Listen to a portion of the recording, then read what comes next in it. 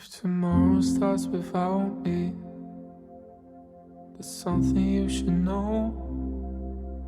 While I hold you close, never let you go. Hello and welcome to The Broken Pack, a podcast focused on giving adult survivors of sibling loss a platform to share their stories and to be heard, something that many sibling loss survivors state that they never have had. Sibling loss is misunderstood. The Broken Pack exists to change that and to support survivors. I'm your host, Dr. Angela Dean. In today's episode, I talk with Miriame Cherbib, who is a mom, a wife, a daughter, and a grieving sister. She's also a kind, loving soul that I have been honored to get to know over the past few months. Her love for her brother Hamza and the story of her loss moved me, and I hope that they touch you as well. Guessing, 'cause you never know, you just never know. So today I'm joined by Miriame. She's the founder of Speaking Justice and a training and programs facilitator at Ethos. Thanks for joining us today. Thank you so much. You're welcome. It's so good to see you. Did you want to tell us a little bit about yourself? I think you said a lot about what's important for me. Family is important for me, and my work is my passion. I work in the industry of diversity, equity, inclusion, and belonging. And it's definitely something that is aligned with my purpose. And I'm very happy and proud that I'm been able to find something that really gives me a lot of purpose, a lot of meaning in my life. I said family, friends, community. That's something that's all these things are really important for me in my life. I spend a lot of time with my family, where it's on the phone or physical presence, and same with friends and community. And I have friends, community, and also family all over the world, literally is it all continents? Almost all continents, like Asia and North Africa, Europe, North America, and South America. Yeah. That's fantastic. So coordinating time zones to get together. It's easy. It's easy. Oh. I'm so used to it. I'm so used to it. After years, you get used to it. Yes, it takes a little bit of kind of structure and habit to be able to do that. Yeah. And I think, as you probably mentioned later, that probably played a little bit of a role in your story, from what I gather. Yes. Being on different parts of the world. Before we get to the story, what would you want our listeners to know about your brother? Hamza was it's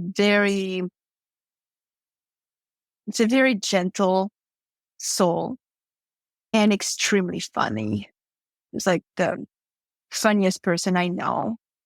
I think he was really trying to prove to himself and probably to my parents, but mostly to himself, that he was able to have a positive impact on the world. And he worked really hard for that, really hard, with great results. And something I'm really happy about is that he saw the outcome of his work before he died. And my parents saw it too. Hard for me to imagine a situation where all that work wouldn't have brought this amazing result. He had found something that was, like me, completely aligned with who he was and what he wanted to do for the world. And he was recognized for it, valued for it. And same thing, same theme. He was living abroad. Like we were raised in France, Paris, France. And he was living, for years, he was living in Dakar, Senegal. And a few months before he died, he moved to Bamako, Mali. And that's where he died. What kind of work was he doing there? He was basically a researcher and advocate. There's two different aspects to his work. He was working for an organization called Civic, also called Center for Civilians in Conflict, based out of Washington, D.C. and La Hague. They have two headquarters. And I think they depend somehow of the UN too. His job was, as far as I can understand it, to be on the ground, travel a lot, meet main stakeholders of this problematic issue of civilians in war zones, and get information, understand what the situations are, what the issues are, and try to advocate to improve civilians' lives. Mm-hmm. It sounds like you two had a lot in common with the social justice and compassion. We do. Our father is a human rights activist.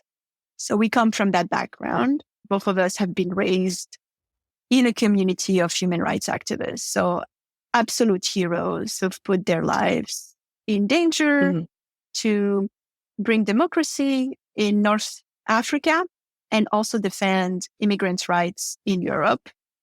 So we come with that kind of ethos a little bit. And though my dad did everything he could to make us not follow that path, because it's, in my dad's mind, it wasn't a path that was very rewarding. And he was right, because when I look at my uncles, as I call them, his friends and my aunts, a lot of their lives got pretty much destroyed by that activism.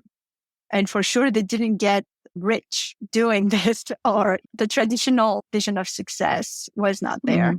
I think something we tried to do, Hamza and me, was to prove my dad wrong, because we were convinced that we could do something as impactful that would allow us to have a livelihood, not become rich, not our objective, but have a comfortable life and have a stable life and have a family and not go through divorce or not end up in prison. It gets really heavy, like tortured and all this stuff. That's what my dad knows from his friends. And so that's what we really tried to do. And in terms of similarity, so Hamza and I were 2.5 years apart. I'm the oldest. And so I've always raised Hamza. When Hamza met my husband, the first thing he told him was that I was the most important thing and person for him in the world.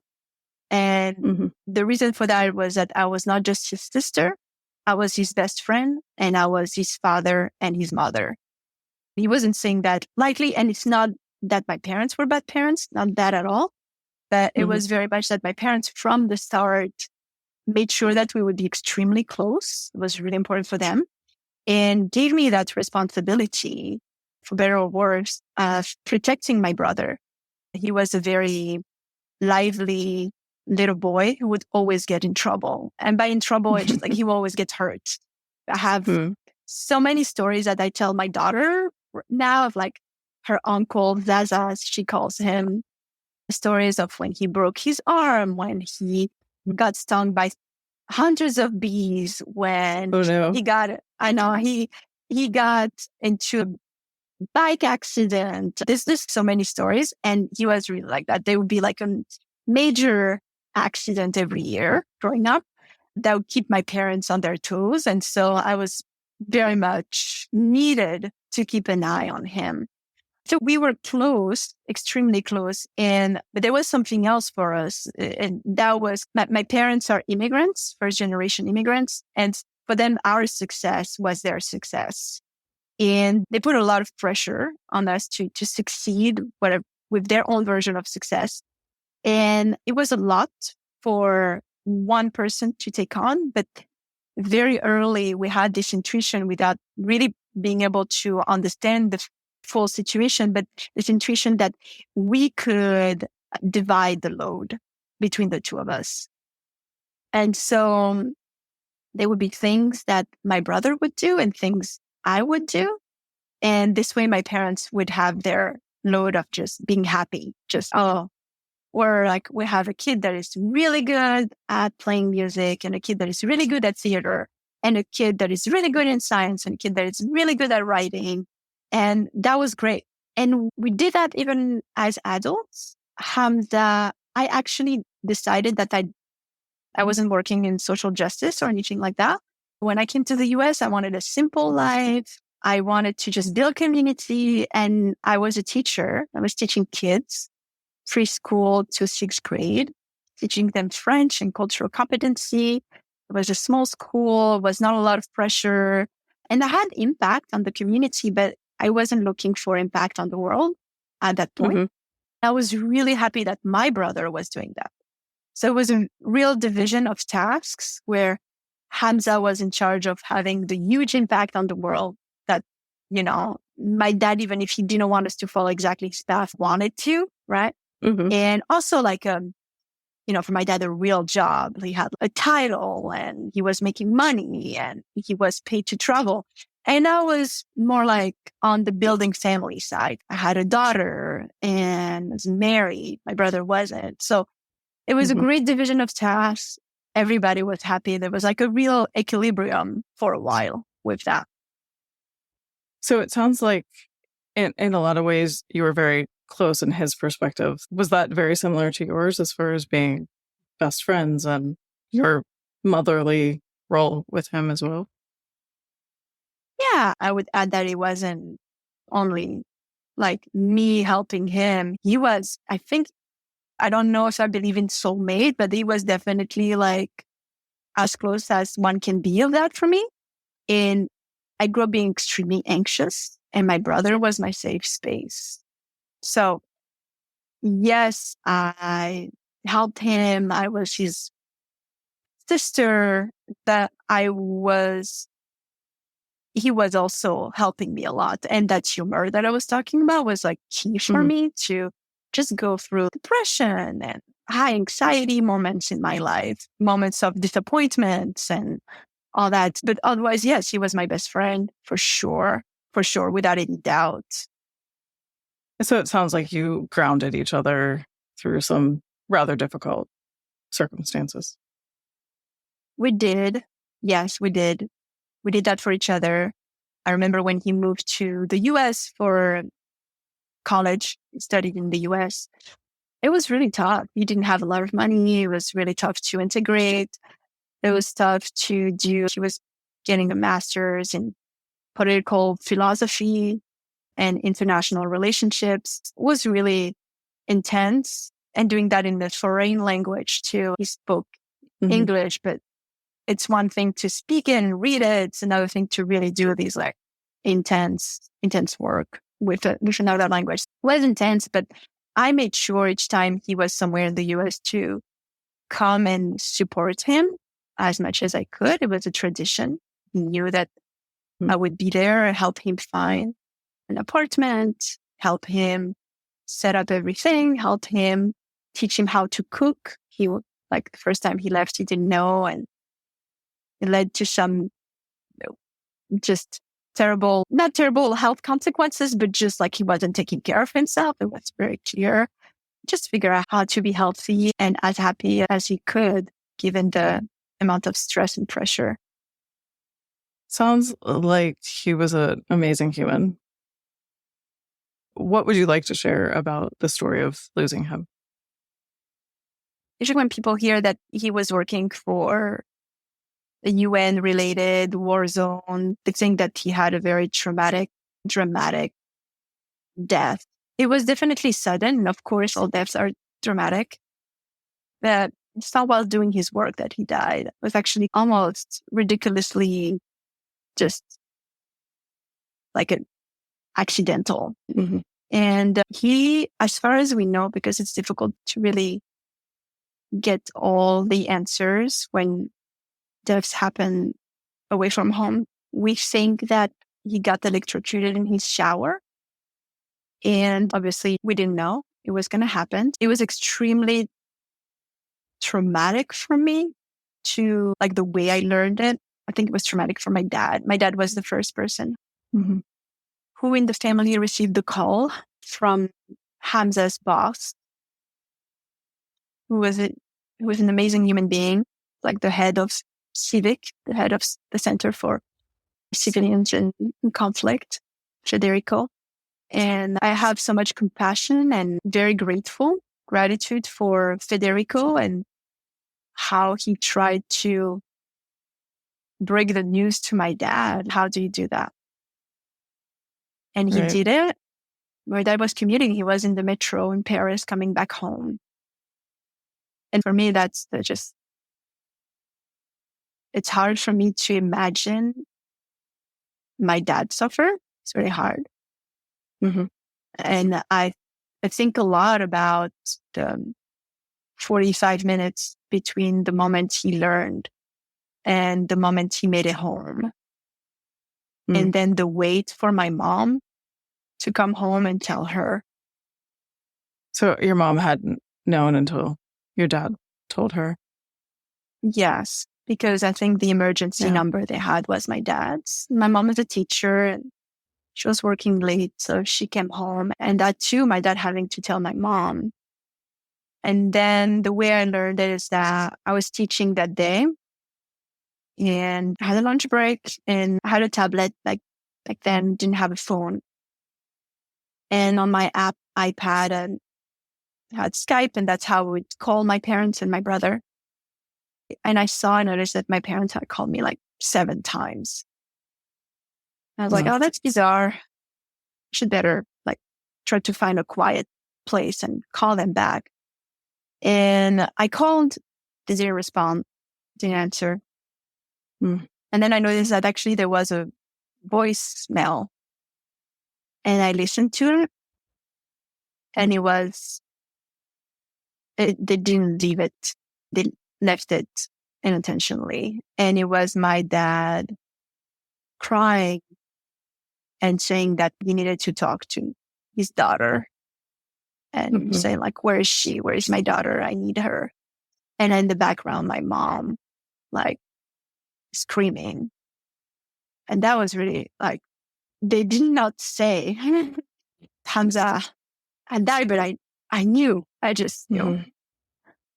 And so right away I called again. And that time he picked up and he told me that he died. I was expecting an in between. I never expected like death. Like usually they would be like, oh, okay, there's I don't know, like a car accident and he's at the hospital or something like that. I couldn't believe that it was that binary, that he had been alive and then he was dead.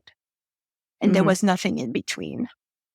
It was pretty shocking. It sounds, because you called expecting bad news, but not the shock of the sudden death. I think I knew because of their reaction, but I was still hoping that it would be like he's at the hospital and it's grave, like it's really grave that he's at the hospital. And so I remember asking multiple times, like, are you sure? That doesn't make any sense. And he said, no, that is like they called me.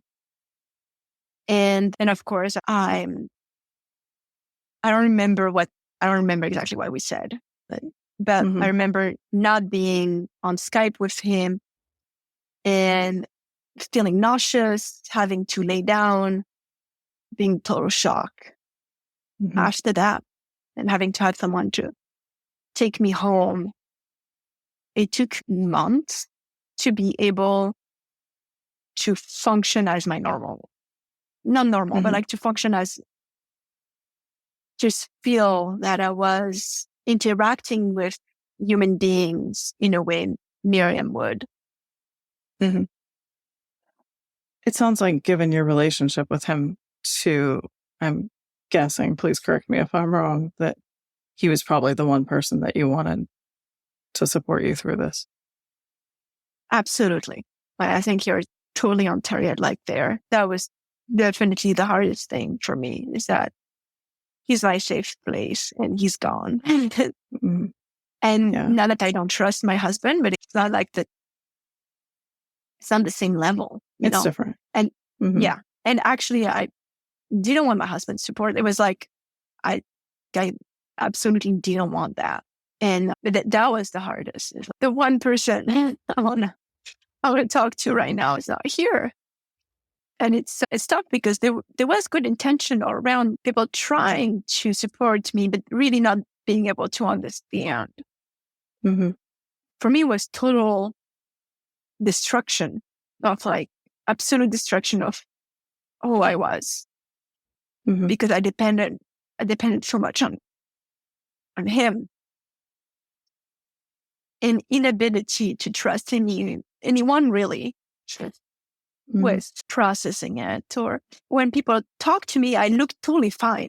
I looked like I was doing really well, actually. I think my husband on court knew definitely that something was not okay.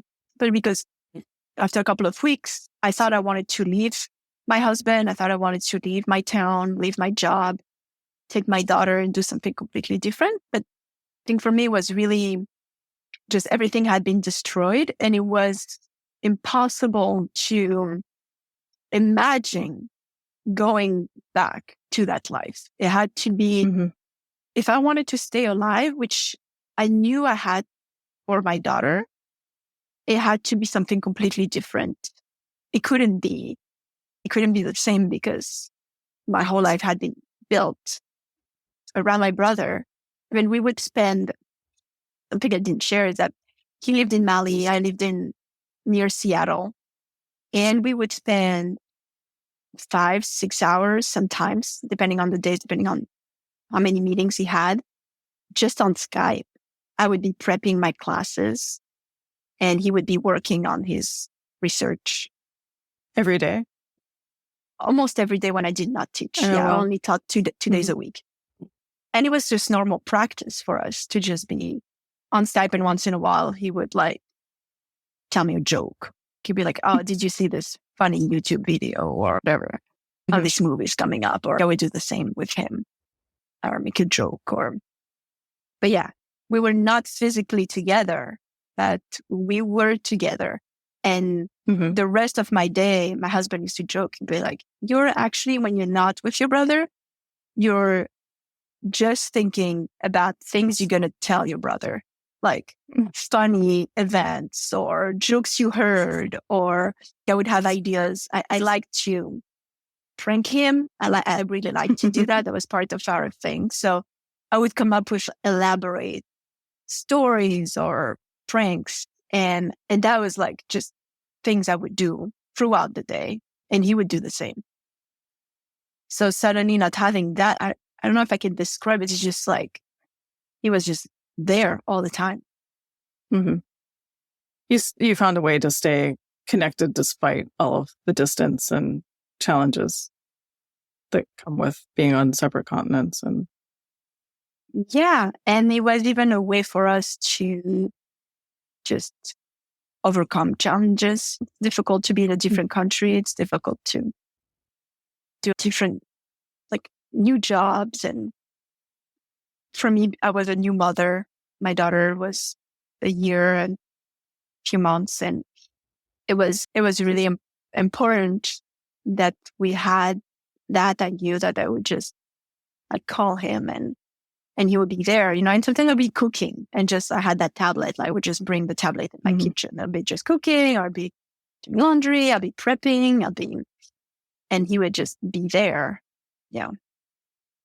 so you not only lost your brother and your best friend, you also lost some structure to your day. Yeah. And it sounds like you didn't know how to recover from that. No. Yeah, because me was like total silence. I was really lonely for the first time in my life. And then it sounds like you didn't feel very supported. So a lot of people tried to support me. First of all, my husband did like everything he could to support me. But it was just, given everything I said, it was just meant to fail, right? He couldn't until I was ready. No one could. And a lot of people showed up and really supported me, supported my parents the way they could, but that was not gonna just fill out the gap, the big hole that I was feeling suddenly. And really, when I said that Hamza and I built our identities kind of like around each other, knowing that safe was our relationship, because again, my parents were great, but they were not feeling safe to us. There was like pressure, judgment, a little bit of emotional abuse here and there, sometimes some physical abuse. They were not safe. There was a lot of love for them. We loved them a lot. I still take care of them. I still admire them for a lot of things that they've done and challenges they've overcome. but they were not safe for us. That was very clear for the two of us. So we very much grew up feeling that the structure, the pillar, the safety was our relationship. Mm-hmm. And with that, we've built our identities around each other. And suddenly losing that was a real I didn't know who I was. I didn't know my values. Like, I didn't know who I was, didn't know my values. I knew I was a mother. That was very clear to me. And that did not change, especially because when my daughter was born, my brother decided that my daughter would be his favorite person in the world. So you got replaced a little bit. I got replaced, but it was fine with me. It was like totally fine. But yes, there was this thing where my brother was absolutely dedicated to my daughter. And so I think that completely protected, in addition to being a mother and being a new mother, that relationship with my daughter, but relationships with everyone else around was just like not something I could recognize, identify, maintain. I didn't care. I was very cold, wanting to leave my husband that I absolutely love and built a life with him. Like, we would have never thought ever, even for a minute, that it could go there. It wasn't a challenging relationship. We have always had a great relationship. I know you both, and that's right. That's evident. And so when you actually said that, I was a little bit surprised, but it makes sense given your relationship everyone with your else. brother. Yeah. Yeah. Like everyone else, like including my husband. He was like, what is happening? But that was a sign for him because he knew me so well. That was a sign for him that even if I looked completely fine, I was not okay. I was not okay. And I know it's a stereotype, but I had this thing where I'd be like I remember doing a lot of like drawings and coloring around that time, and everything, even unintentionally, everything would look like fire. It was just like I was burning things down. Yeah. I was just drawing fires. And I looked completely fine. I wanted to support my mom and support my dad and still doing my job, and everything was okay. But did you make it home?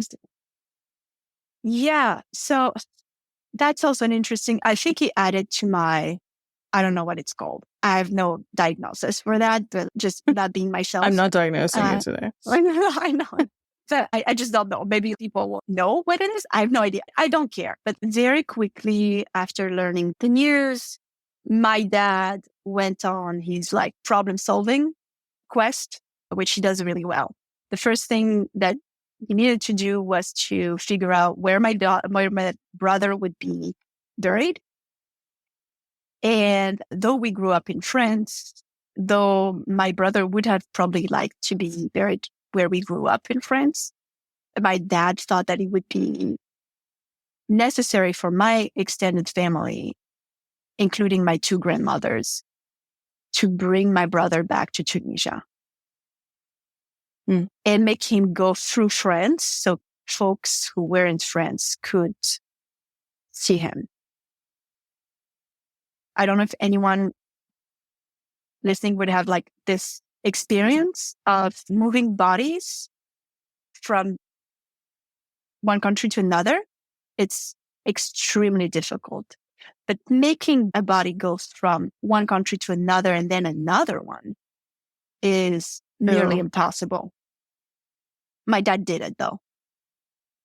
He jumped on the first plane, went to Mali. He needed to go there to the morgue to identify my brother officially. But then he used all his network to put pressure on everyone he knew to be able to get my brother to France and then get my brother to Tunisia.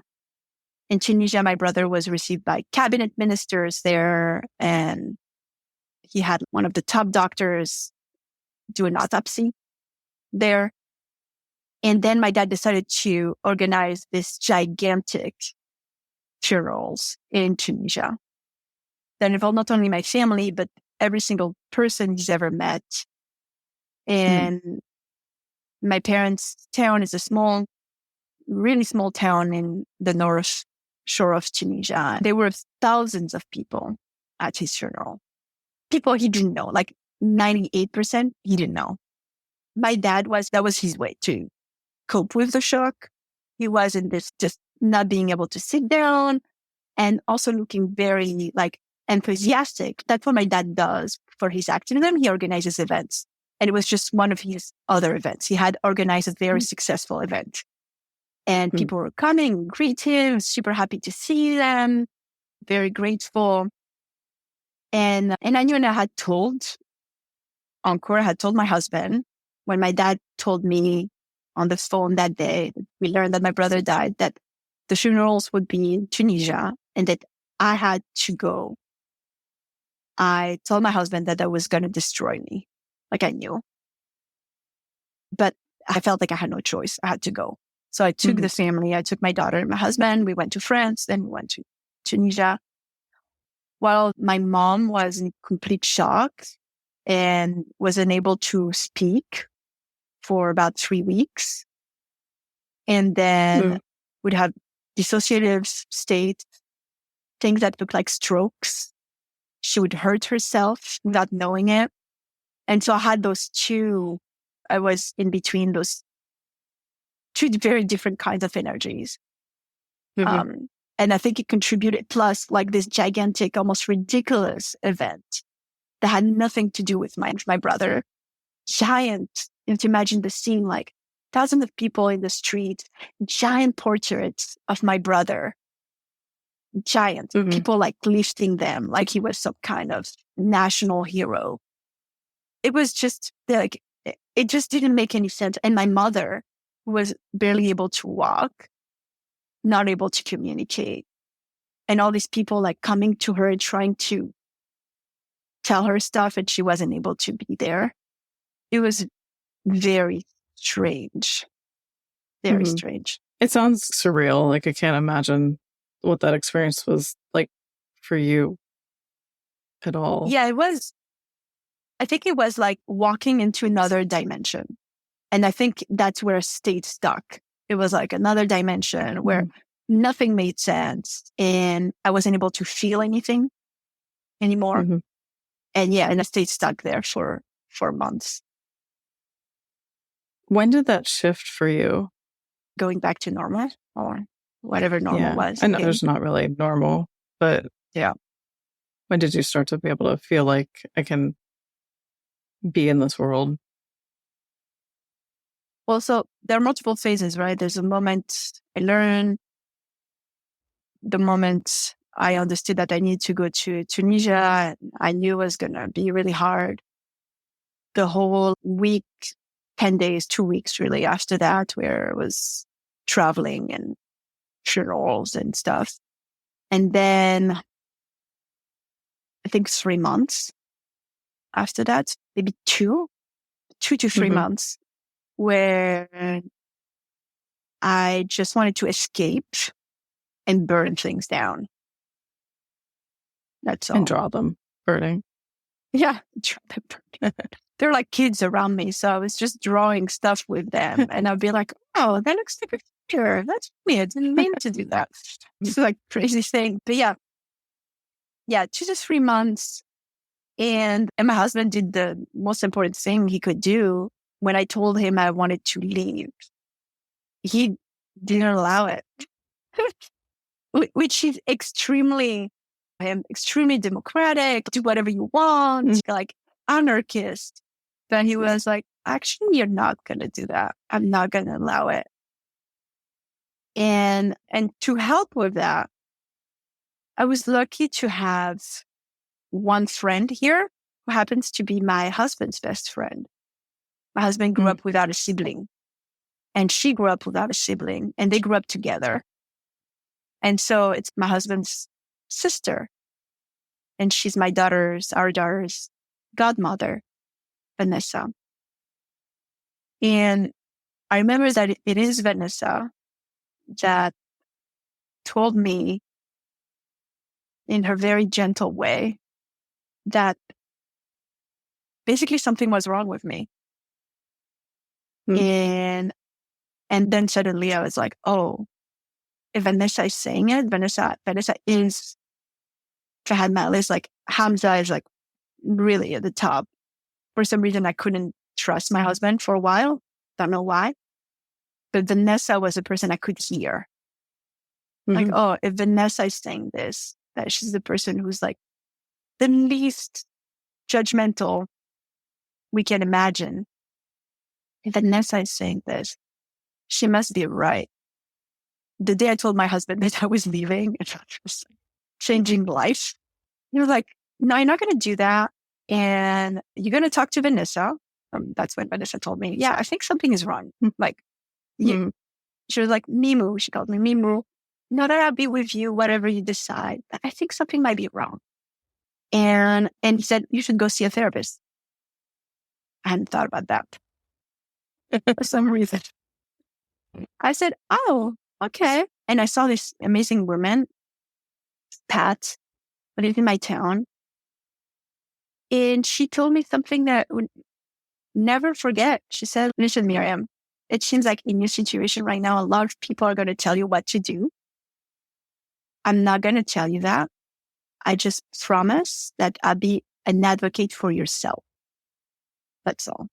I'll be there listening, and I will always make sure that you're able to listen to yourself, because a lot of people are going to come after you. And it's true. And we have a lovely community, but when they learned that I was just wanting to leave, and there's like a lot of people not reacting really well. And so Vanessa and that therapist really helped me just be like, they were extremely obviously non-judgmental and loving, and plus my husband sticking with me and being like, you're not going anywhere. Like, I'm sorry. And then Pat also told me, and she said, the only thing I'm going to tell you is to not make any decision right now. You can decide to leave whenever, like if you want to, but let's take a couple of weeks and not make any decision. And she said, and if you decide to leave your husband, which is quite terrible. If you decide to leave your husband, do not leave your house, because you would be in trouble if you did that. Don't be the one leaving the house. And I was like, okay, cool. I had never thought about these things. I didn't know. But yeah, so anyway, so there was this crazy moment where I was like, just now on myself. And I think my brother died on October 11th, 2018. And by January, we went back to France in December for a couple of weeks. And by January, when we came back, I think already in December, already in France, I started feeling guilt and shame. And it was really hard for making my husband suffer. And then by January, I was able to be like, okay, this is really what's happening. It seems like I was unable to process this pain. And instead of processing it, I just threw it at Encore. He didn't deserve it. And tried to, in a way, I think just make him understand my pain, right? Because I'm his most important person.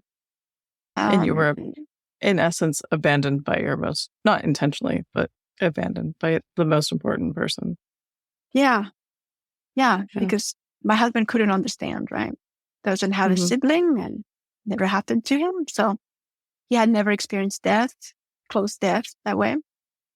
So yeah, for anyone outside, I think it was clear what was going on, but it took me 2-3 months to really first feel like this horrible, intense pain, and then being able to process it. And then suddenly, only after that, was able to start the grief process. Where do you feel that you are in that now? I'm not sure, because it still absolutely sucks. It's horrible. Yeah, unfortunately, yeah. I'm not like, oh yeah, this is great. Whatever it happened, that was hard. And now I see the meaning of this. No, there's still no meaning. It's still terrible. I still hate it. Do I think I'm a better person after this? Yes. It forced me to be a better person. Did I finally, after months, like completely change my life? aligned my actions with my values, worked really hard towards that, got the job I wanted to get, also to compensate, right? Because we had this unbalance suddenly, but being like, okay, now I need to take ownership, do what I feel like I'm supposed to do in this world, not hide behind Hamza, but really do it. Yes. So my life has changed. I don't think I was a terrible person before, but it really forced me to show courage and demonstrate strong ability to just do difficult things and not try to avoid pain. So all that is obviously great. All that is obviously directly linked to this traumatic event. But I swear that if my brother could come back and then I could go back to where I was, I would just do it without any hesitation. Well, of course. It sounds like despite all of this, you've been able to move forward, and that grief is always going to be there. Yeah. After all that, like craziness of the first months, suddenly I had energy that came. I think it was a year and something later. There was a moment of transition where obviously there was a lot of healing to be done in my relationship with my poor husband, and only I need to process a lot of things. So I think in January 2020, I woke up one day. My brother was an amazing classical guitarist, and I had never touched the guitar before. I didn't identify as a musician because it was his thing.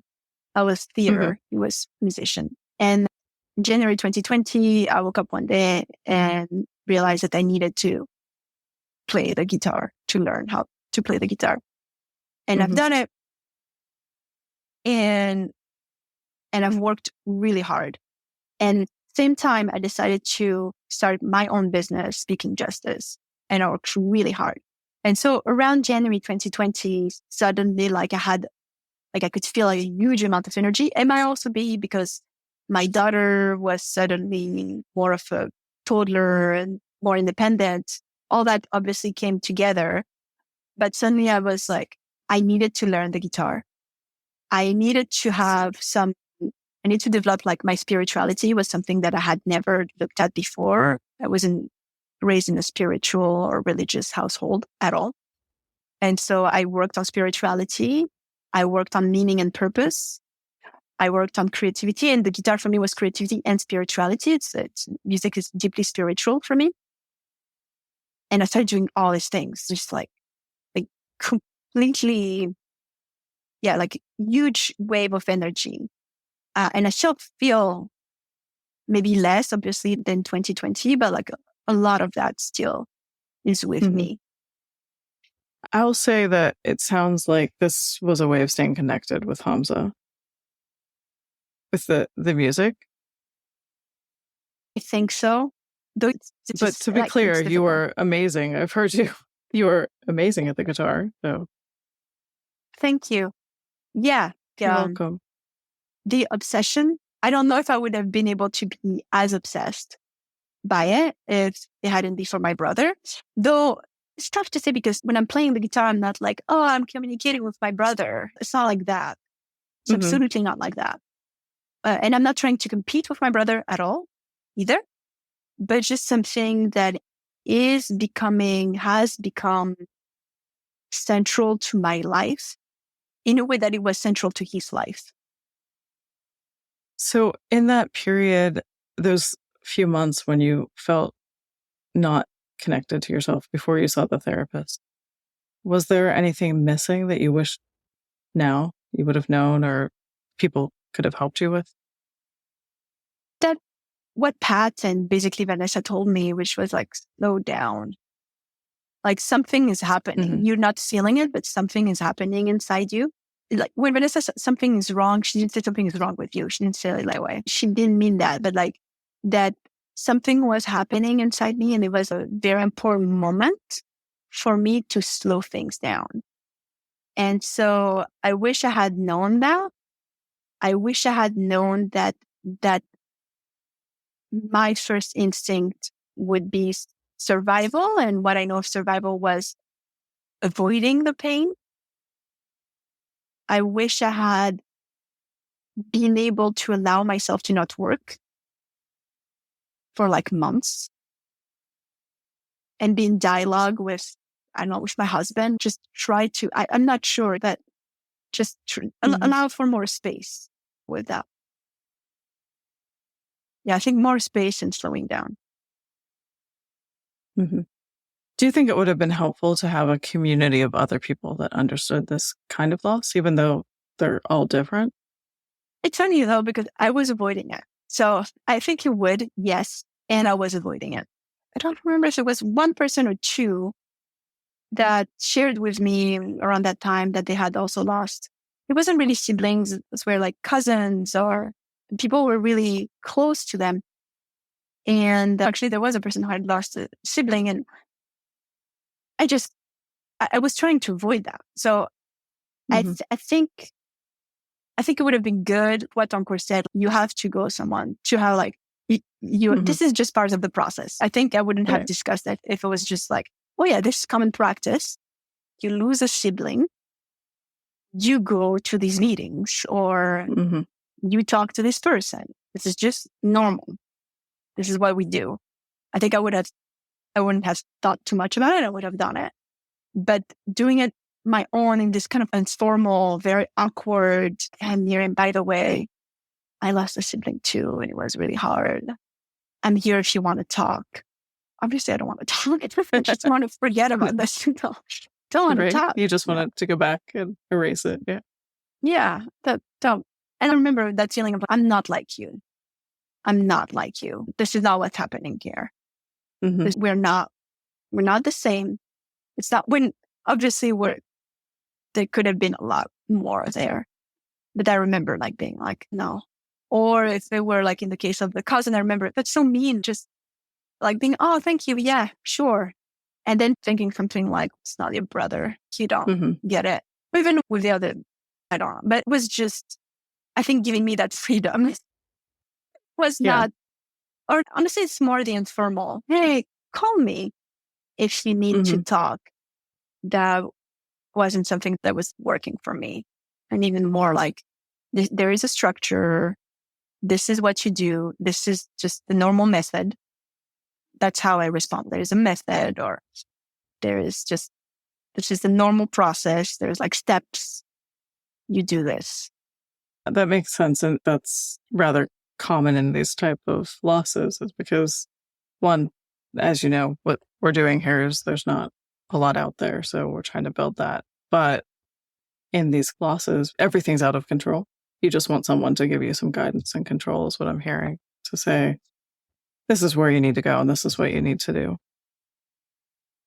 Yes, absolutely. I think the control thing, it's obvious from my story, was like huge. Just having everything destroyed and trying to find some kind of meaning. But yeah, I think a structure would have been really nice. And unfortunately, we're not in a society where, like in Tunisia, where there is a structure. It's like after 30 days, something happened. After 60 days, something happened. And it's totally normal to be wailing and expressing a lot of grief loudly, publicly. Tunisia is very close to Sicily. So people sometimes have images of Sicilian like funerals where it's very close to that. It's very close.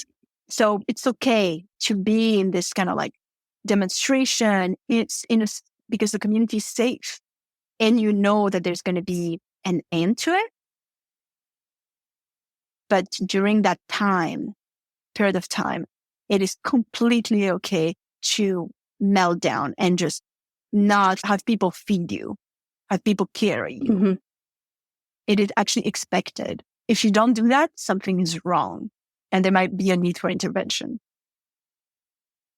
So having gone to Tunisia and having that event that you couldn't relate to, and then coming back and being alone, sounds like it was wildly difficult to understand.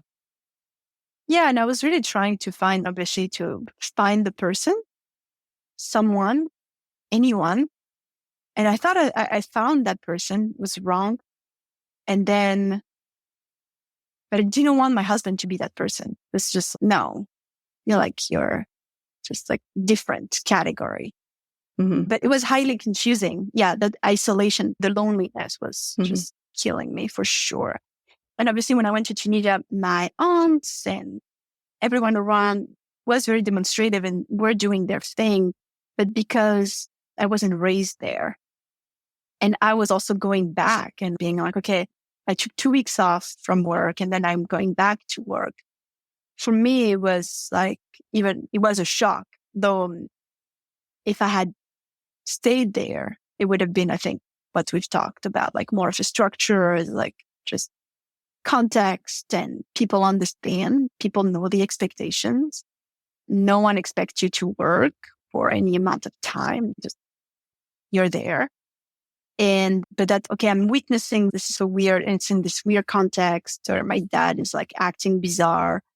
And I also know that I'm going back to something completely different. It was really intense. And it's not that people didn't tell me. I remember at school, they asked me, do you even want to come back? They were really open, but it was just, I've internalized expectations. We have these expectations. So I was supposed to take care of my parents and supposed to be okay. And my parents, I think we've talked about this, but my parents' suffering was obviously like the main focus of my attention. Yeah, I guess the main thing for me is in our society, that lack of, oh yeah, this is just, it's okay to grieve. It's okay to spend a lot of time doing this. And this is what it looks like also. Because in Tunisia, kids have seen these scenes a lot. Grandparents, like everyone still lives in the same town. Grandparents die, and they've been there. They've seen how it goes. So they know what it looks like. I don't know what it looks like. I don't know. Mm-hmm. Is there one of your favorite memories of Hamza that you would like to share and leave us with? When Hamza moved to New York, he was going to study in Columbia, and not a lot of money. It's really tough. And he basically had 10 days to find an apartment. I had a friend who lived there, and that friend had a girlfriend. So he was totally fine with leaving his apartment for 10 days for my brother. Very generous. And so I joined my brother, and we had 1 week together where the mission was to find something with the amount of money we had, just anything. And it was the hardest, like most intense week ever because there was a lot of stress, and also the most loving, funny week ever. It's just the two of us on the mission would go and look at horrible apartments, sometimes like hallways, and try to find something. And I always remember one day we went to this apartment, and there was a guy who was renting a room. And it was so clear that the guy was into like some kind of like weird business. It was absolutely not legal. And he had a ton of very expensive watches on his table. It was a stereotype, had a thick Eastern European accent too. And it was this very intense thing. It was dark. The guy was extremely sexist. He kept telling my brother that he shouldn't listen to me, that I should be listening to my brother. And we kind of left the apartment being like, oh my gosh, what just happened? It was just this very intense kind of situation where we're like, oh gosh, oh yeah. And he had like cards with names of what seemed to be Scout girls or something. It was a very bizarre situation. And we were like, okay, don't know what just happened, but definitely we're not choosing this apartment, even if we have to choose the hallway. And he ended up choosing the hallway for a few months. So he lived in a hallway? He lived in a hallway for a few months. It was so hard, but that was just the choice. And it was honestly the hardest week and the funniest week ever. We're just like walking all across New York, desperately trying to find something, and having this guy like sketchy situation, but being really happy that it was together. My brother was so grateful that I was with him in that apartment, just being able to, one, in terms of safety, but also just realize being like, is that me, or this situation was really wrong? No, it was really wrong. That was really bad, and we're not sending you there. So anyway, it was a great moment for us of just, if he had been alone, he would have been extremely depressed, I think. And we turned it into this kind of like week that we would talk about forever. Very funny week. And actually, I'm sending you a picture, and I think the picture is from that week. And there's nothing sad or stressful about it. It's us having a great time, even if it was indeed difficult time. He finally found like something that was great, but it took a couple more months to find something. Yeah. Well, that's awesome. Thank you for sharing that. It sounds like your counselor was very well versed in grief and good with this whole situation. Was there anything that you wish she had known or been able to speak to about your loss specifically? I think Pat was, honestly, I was so lucky, was on target every time. Like, it was really intense when suddenly I realized what I had tried to do and how much pain I had inflicted my husband and the judgment from a lot of people. She was, with my friend Vanessa, like the person there to make sure that I understood that what happened was a survival strategy. And that it was nothing about saying that I was a bad person. So I will be forever grateful for Pat. That's good. Yeah. It sounds like that was a positive experience. It was. Well, thank you for sharing everything today. It was great to talk with you and hopefully use this information to help other people. That's okay. Oh, thank you, Angela. What you're doing is so important, and I'm very grateful for you. I'm grateful for you as well. Thank you so much for listening. Our theme song was written by Joe Millwood and Brian Dean and was performed by Joe Millwood. If you would like more information on The Broken Pack, go to our website, thebrokenpack.com. Be sure to sign up for our newsletter, Wild Grief, to learn about opportunities and receive exclusive information and grieving tips for subscribers. Information on that, our social media, and on our guests can be found in the show notes wherever you get your podcasts. Please follow, subscribe, and share. Thanks again. You're second guessing, oh, you never know, you just never know.